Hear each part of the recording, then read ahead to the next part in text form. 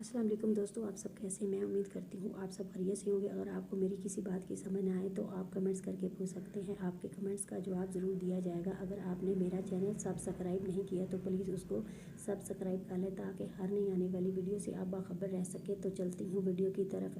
सवाल ये पैदा होता है कि शर्मगाह के ज़ख्म ठीक करने के लिए इसमें शराब लगाना जायज़ है या नहीं।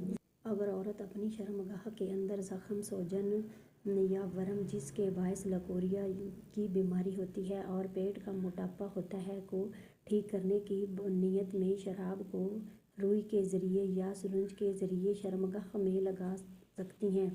जवाब: शराब पेशाब पखाना की तरह नापाक है। हदीस में आया है, रसूल सल्लल्लाहु अलैहि वसल्लम का इरशाद है कि अल्लाह ने मेरी उम्मत के लिए नापाक चीज़ में शफा नहीं रखी, लिहाजा किसी मुसलमान के लिए जायज़ नहीं कि वो शराब के ज़रिए अपना इलाज करे। इसका पीना भी हराम है, ख़ास तौर पर इस्तेमाल करना भी हराम है। जिस मकसद के लिए आप इस्तेमाल करना चाहते हैं उसके लिए उम्दा से उम्दा दवाएं मौजूद हैं। आप किसी माहिर तजर्बाकार डॉक्टर की तरफ रुजू करें। आज की वीडियो आपको बहुत ज़्यादा पसंद आई।